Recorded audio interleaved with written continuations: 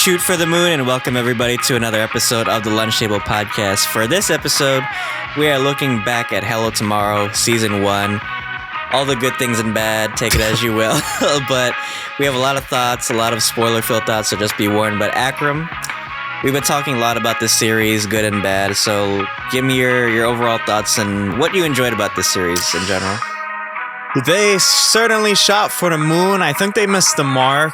The episodes were too short. I feel like that's the new thing these days as well. It's like making the episodes super short when it really shouldn't be. I think you have to let some things digest when you're playing with certain themes.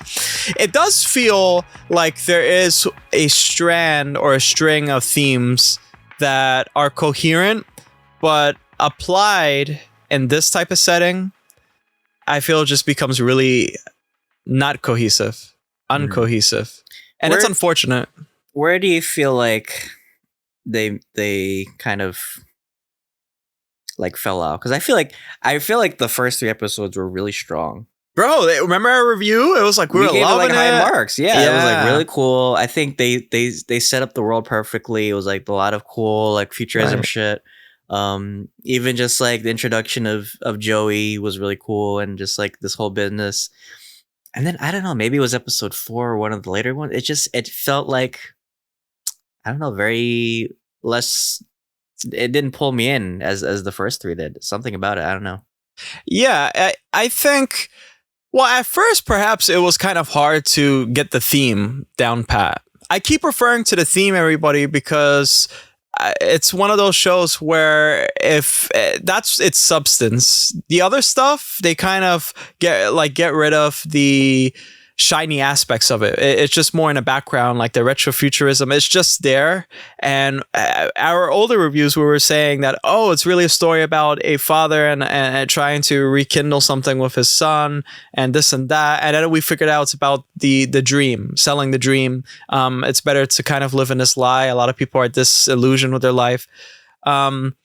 So, and when you go to episode 4, 5, 6, 7, maybe even 8, it's like you have all those episodes to kind of fully flesh out what you want to do with the theme, but it goes nowhere. It's kind of like now the theme, you threw it in the back as well with the retro-futurism stuff, and it just feels like a lot of waste, like a lot of filler, and it's not very fun. Now I see why they gave it a 34% on Rotten Tomatoes.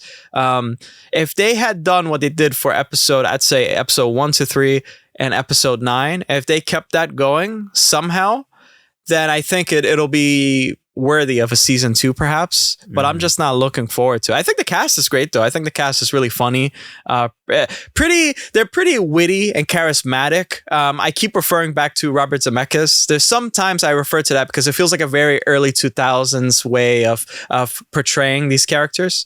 But yeah, what did you think of just the setup in general?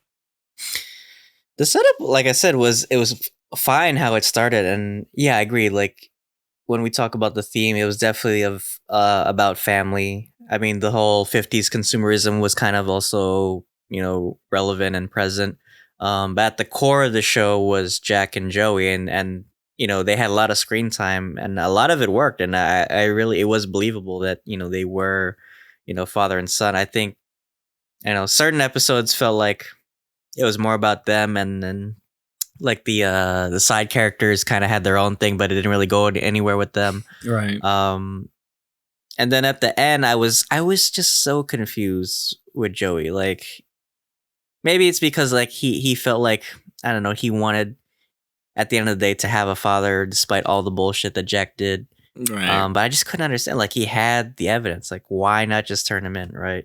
Mm-hmm. Yeah, and he definitely was going to.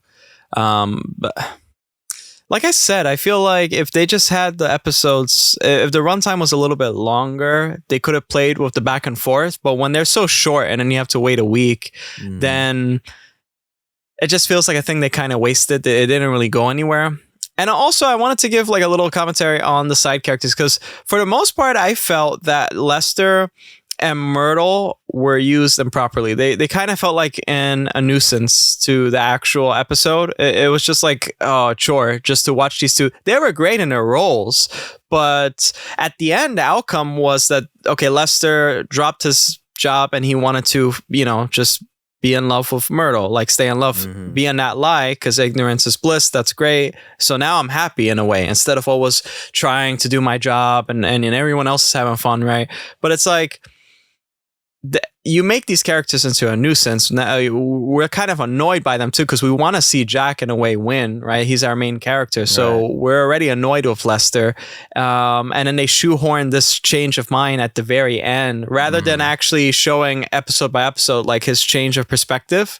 And another thing is that also the extras, they give a lot of credit to the extras, at least. I wouldn't say extras, but there are like a lot of people in the background. They're the people who sold the stream and they actually paid to go to the moon and stuff. They give them a lot of credit too, at least. So I would have imagined that Lester would have been talking to them more. And I think that would have been kind of interesting to see. They set him up as this important character, but at the end of the day, it went nowhere. And so I get it. It's the point. It's like the symbology of like, everything's about symbology here. And I think they went about it wrong. There's a lot of great examples of how they do symbology in their stories, and this wasn't it. Yeah, I agree. Although I did actually like where they went with Lester more than Shirley and Eddie. I think they're lowest of the low. They were the weakest. They gotta hunt them. I don't know. I'm kind of stuck between her and Shirley, like those two couples. Because they didn't really go. They didn't go anywhere. It felt like, okay, they were strong in the beginning. Okay, you kind of got that. Like Shirley was kind of like the glue of the team, right? And she was kind of like leading Jack, to get be on top of things. And then when she found out about shit, then she kind of fell off, and like she was fucking at like poker games with Eddie. It's like if anybody was gonna turn him in, I thought it would be her, right? I thought she was gonna take the moral responsibility and try to, like, it wouldn't have been so like interesting. Okay, maybe Joey changes his mind, right? But then what if like Shirley found the tape, right? And then she decides to go through with it, right? Oh wow. Because maybe she feels guilty about it. But then it's like she didn't even fucking do that. It's like she just went to get more money, cheating like other people with Eddie. So it's like, why didn't you just stick around then after all that, right? It's like, where did your fucking like morality go after that? It's the vice thing again. It's it's tying it back to the symbology of vices and the dream being sold. That they were stuck. That they had to depend on that so much that they backed themselves in a corner, and they relied so much on that theme. And yeah, her character is very, I'd say, in lack of better words, kind of lopsided in their approach. She seemed very great. Eddie seemed like at any moment he was going to be done in like Tommy from the Goodfellas. I was waiting for them to get off that motherfucker. Oh no! The last episode, he's still like, this dude has been like chased by the same mob enforcer for 10 episodes. I swear. Yeah, and the guy dies too, the mob enforcer. So I don't know what's gonna happen with that. I don't even know where they. Oh no, I don't think he. Oh shit! No! I forgot. I'm sorry. It was implied that he died. At least I don't know. It was implied that he died, but he showed up. There was a shot of some guy in a bag moving in a trunk, and that was him. I just remembered that now. Yeah. So I guess. Oh, okay. So they don't do a season 2. Okay, that's fine. So they're not gonna be, tried for murder or something like that. Right. But yeah, she was really weird. What did you think about Joey though? Because that was a very poignant aspect of the show. It was like Jack and Joey's relationship. Joey was like one of my favorite characters in this show, and I feel like he was sweet. He was the most relatable, to be honest, because it's like he comes from like innocence, right? Yeah. He kind of has this young man's dream where like he wants to branch out and start his own family, not having to take care of his mom all the time, right? Even though he's the man of the house because he has no choice, right? He's the only man in the house, really. And then I kind of like where they went with like him not knowing about Jack being his dad, and he has like impressions that maybe he's like a father figure. And I thought that was so interesting because he actually is his father. That's what really like sold me. It's like the hardship of Jack trying to be a father, but without actually telling him that he's his father. I thought that was great. Like those few episodes that we had with that, it was so genuine. But then like once they told the truth and the truth got out, it was like. And actually, like how they handled that, like the fact that Shirley had to be the one to tell him, I kind of like lost that. me. I would have preferred if Jack just like told him, even if it was out of like desperation or like he had to, right? It just would have been more better coming from him than just like Joey like finding out like by accident. I didn't like that. Yeah, and then the mom, she was like out. Damn, she was like out from episode 1 to episode 10. Shit, I don't know what she. But hey, that they should have played more with that too. Like the whole idea of, I think we even mentioned this. Like the whole idea of like products going bad. Like the whole, I like that, like that first episode where like the van, because it's such a nice,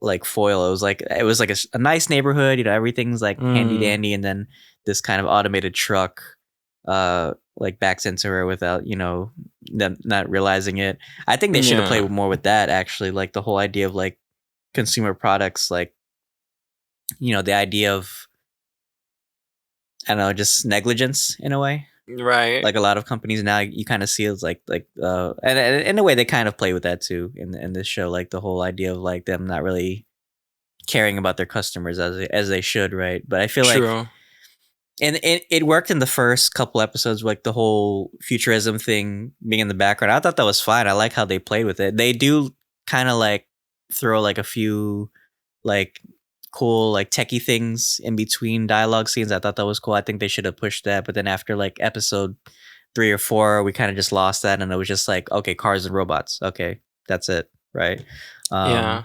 I think perhaps maybe they could have went further with it. I mean, the rocket is the only thing like that we get, and even that, it just feels like at this point like a fucking like a bus or something. Well, let's talk about that, because this is the weirdest thing I've ever seen in my life. At many moments throughout this series, I kept on thinking, well, the president is gonna call all of his National Guard to go on top of Jack, because I was like, this guy. Is there a dome up there where people can live? Is there not? Also, what the hell is that thing up there, right? And then we finally figured out that it's like some type of thing to bring trash or something, bring it up, from there and bring it down. And the fact that there's no dude named Jenkins, so it's like, who do they go for like, their HR or whatever. And how long can you keep this up, Jack? If you're gonna send people up there, are you gonna like just like the other guy? He's gonna like have a button to detonate it, so there's no witnesses. I had no clue how they were gonna keep this going, and still at the end, it's like we're left kind of like with a cliffhanger. It's like, what's gonna happen?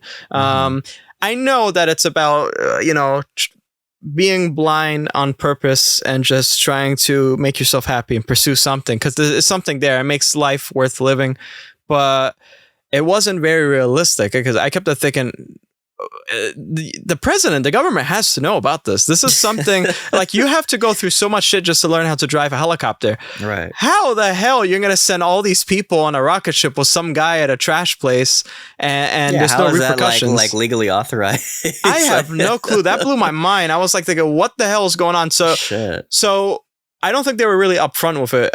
That I don't know if maybe I missed something. Is there a place up there, or it's just like a mining place? Like it's all a lie. It has to be, right? I think honestly it was just the beauty of advertising and the whole Buck thing. He's like the mascot, right? That was actually sad. I think they should have played more with like Buck. Right. Yeah, it's like the way they advertised this. It was like a worldwide thing. Everybody knew about it. And that's another thing I was kind of annoyed with, because they kept staying at Vistaville. It was fine for like the first episodes or whatever. Like what money did they have that they could afford a hotel every night? Like were they at like some Airbnb or some shit? Yeah. I was like, damn, these motherfuckers are there like every day, like scamming these people. I would have liked to see like they went to like different locations. Maybe that could have been like cool. But they made it seem like it was this like national news like that everybody knew about. So then I'm thinking like, okay, well then how are there not other people complaining, right? Well, I guess in a way maybe they don't have anybody to complain to, because maybe the number is fake, and maybe it's maybe that's the point. Maybe they just go to people. It's like a small area, right? But like what I don't understand now though is if Jack knows Walt, and Walt is the one who sends that ship up, how are you moving from place to place and selling this? That's another thing I was confused too, because it seemed like the rocket is only in Vistaville. Yeah.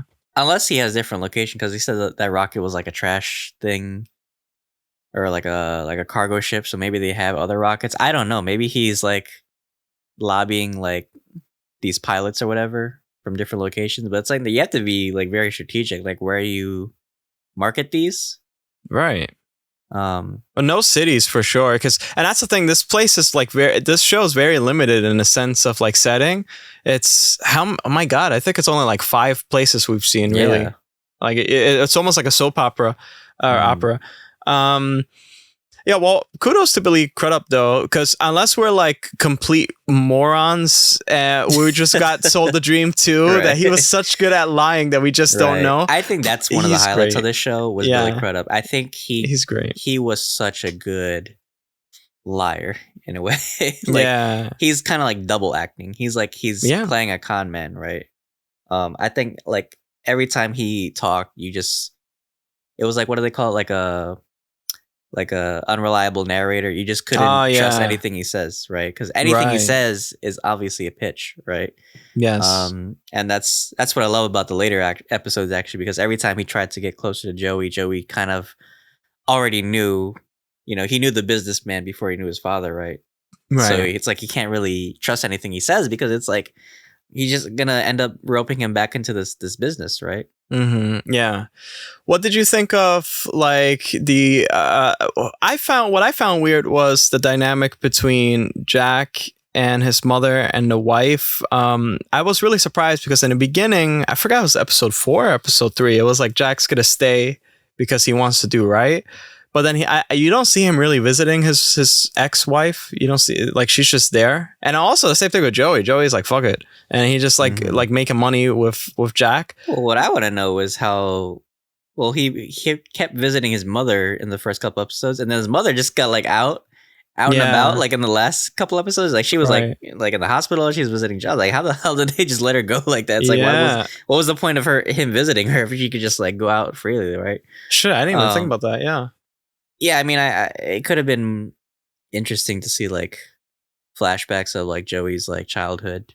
Yeah, I think that would have sold me more on the idea that he really hates Jack, right? Because maybe it could have been like Joey was like bullied as a kid because he didn't really have a father figure or something, or like all these like shit happened. Like his mom maybe had to work, more jobs than she should have to take care of him.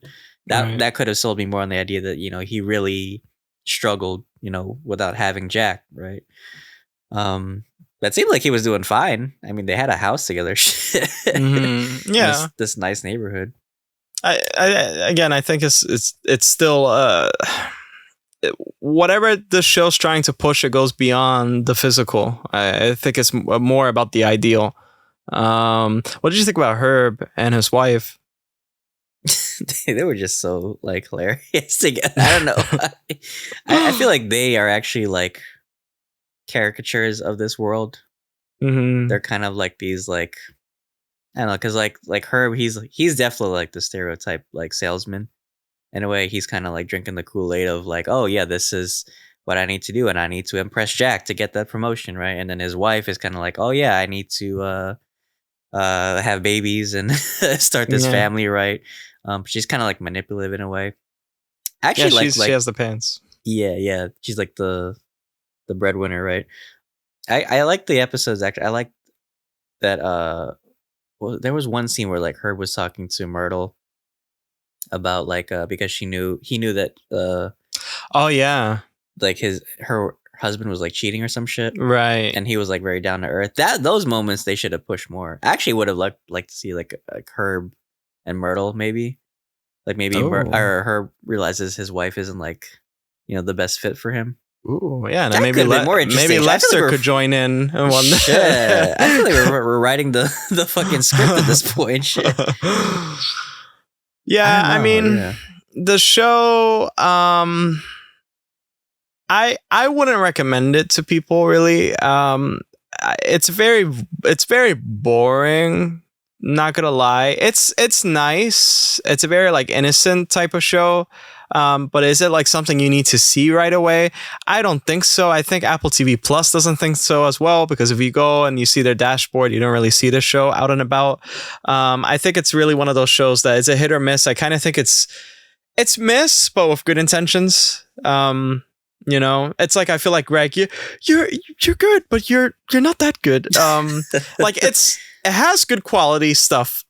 The production, the CGI, I think is really great right? Mhm. The intention of the metaphor, I got it. Very nice. But I really think you could have just done, if you wanted to do that, just make the show like 4 episodes or 5 episodes. If you really wanted to just Right, get yeah. it out there, you know? You Mhm. wouldn't have to go through all this bullshit. Let me ask you, do you think they should have blew up the rocket at the end of the show? I thought it was gonna blow up. I thought, see, here's a couple scenarios. I thought it was by chance that his wife woke up, and so now Elle is the one that's gonna press the button, and the fact that she presses the button, if it explodes, then she will be charged for manslaughter, and it's not Jack. So that's like a slick way of him getting out of there, and it's kind of like the universe telling you, you see, you piece of shit, Right. I'm giving you this chance. And then I thought that it would explode right when Jack was looking out the window, and I thought when he looked back, I thought that it was just gonna explode. And I also thought that Lester couldn't find the people in the elevator, and so Lester was gonna be the only one to get in that ship. And so it's like no witnesses, because you already got rid of at least we thought, the mafia guy, and now it's Lester. So it's like, oh, okay, that's kind of sad. That's crazy. God, Yeah. now I'm thinking like, what if like they did decide to like blow it up? If you think about it, that would have been smart on their part because there's no witnesses to say that there's nowhere to go, right? True. They could have just said it was like, oh, there was an accident with the rocket, and it just but that would have been like, dark. freak accident, right? It's like nothing they can control. I mean, they might get shit for like, you know, maintenance or whatever, safety, whatever. That's too dark. It's dark, but it's still interesting. And then that could have set Lester on this path of like revenge, and then now he's definitely he had motivations down. Like, damn, you did like a whole Lester's like dark John twist. Wick or some shit. Like, and then you see Roman from Succession watching the rocket explode. He's like, okay, but what if instead of that, because it's still pretty like a lighthearted show at its core, what if it was they were stuck in the elevator, it went up at a safe distance and then exploded, and even, which sucks for Walt because that's his ship, he needs that ship anyway, right? So Jack kind of screwed Walt somehow. I don't know how Jack would rig it up to explode, it'll be kind of like shoehorning it in there. Well, again, that was the point. It was keep them in the elevator, launch it. Oh, you guys miss it. Oh, it's not coming back. Okay, sorry. And then the investors will be happy. right.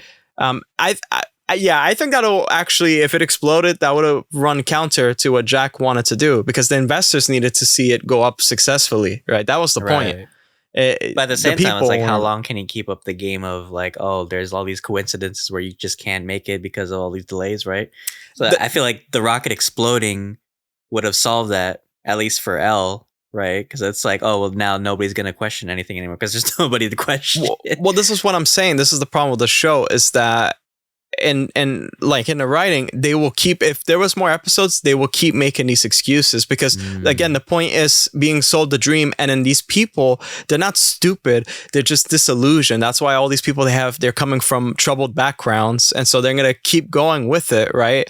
And it's okay. And even Myrtle was such a naysayer, and now she's like on board, literally, right? So I think that's why I think that's also a problem. It makes it very unrealistic, and it seems like these people are very desperate. I know in real life people can be very desperate, but for this setting, for a ship, it's kind of like too much, right? If it was like a car, like, oh, this car is gonna go 1,000 miles per hour and you could go to Japan or some shit like that, okay, maybe I could see that. Before a rocket, that's why it was too much. Like, the government has to get involved somehow. It didn't make sense. I was saying to you earlier when we were talking, I was like, maybe they could have compromised, or Jack could have compromised with Joey in a way, because he felt bad that, you know, he has to send these people to like literally nowhere, right? he's screwing them over, right?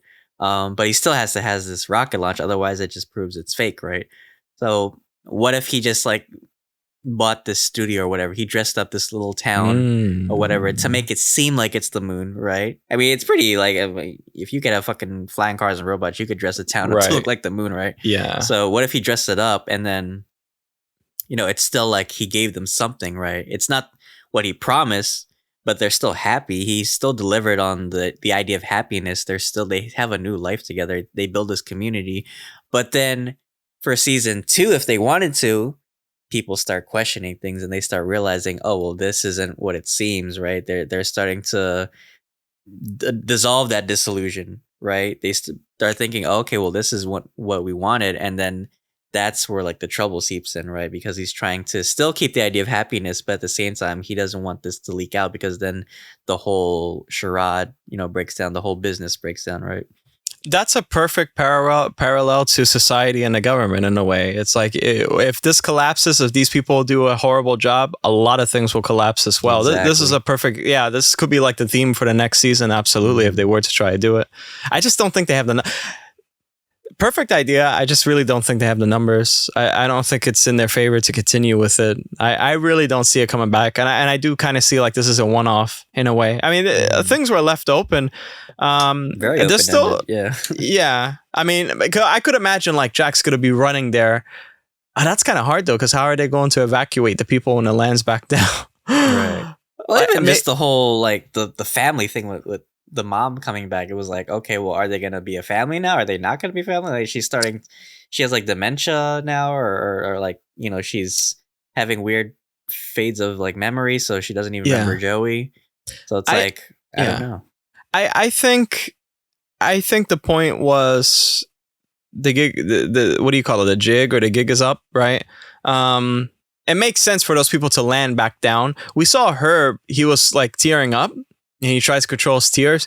It was because the play, everything is finally done. Let me just be one of the passengers now, right? Let me rest. And like he's like this, right? And even the wife stayed quiet finally.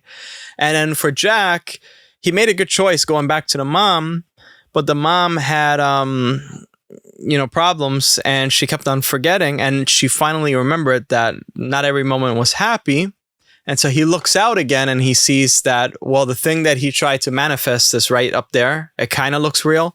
But what's going to happen is these people are going to land back down. They're going to demand refunds. He's screwed unless he tries to do something. But maybe this is actually a good thing. Maybe by this happening, now he has to face reality. He has to face the truth. And this is what everyone doesn't want to face. But this is the true form of liberation. It's like let go of all this fantasy bullshit. Come back to the real world, right?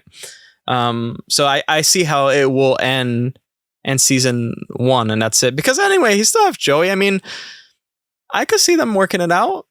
Why not? I mean, Joey's there. Joey tried to even pitch in with his dad. I thought that was like really interesting that he actually took his dad's side this time.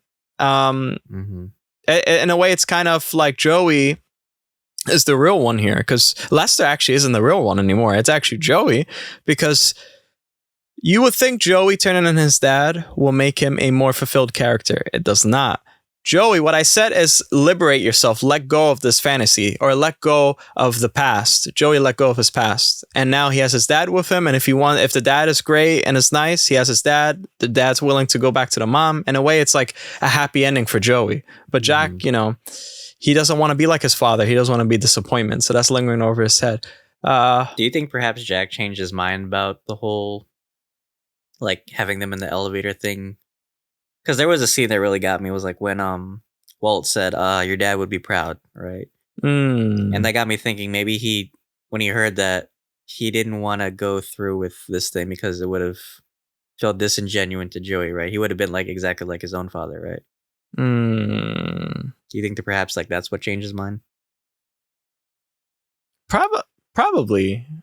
I think it was a culmination of everything that had happened. And I think it was his responsibility now, because the telling Joey that he was the dad, that they came from Shirley, and that wasn't really right. It had to be him. So I felt like with all that happening, for sure. I mean,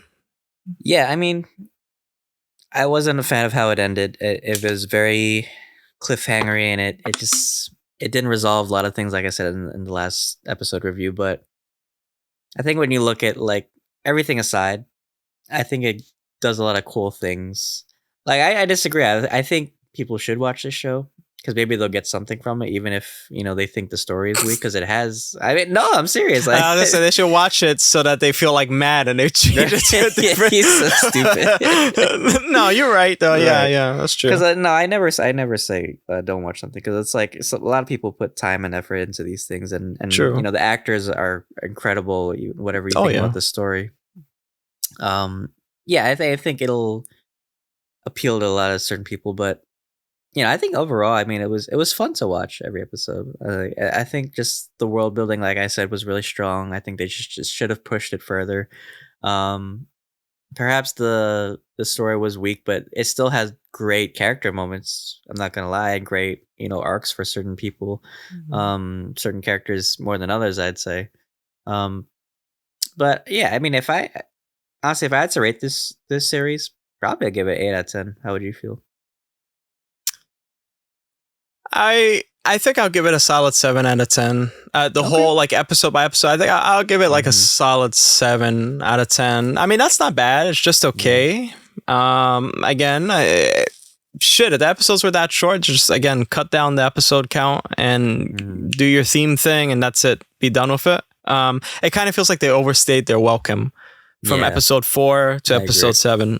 But it ain't The Last of Us, but it ain't Resident Evil either. Right? Exactly. Perfectly said. Wow, I feel kind of weird now. We're liberated. Our truth is gone. Like Palpatine. Finally, is I'm like gone. Lester in the rocket. Like I'm starting crying.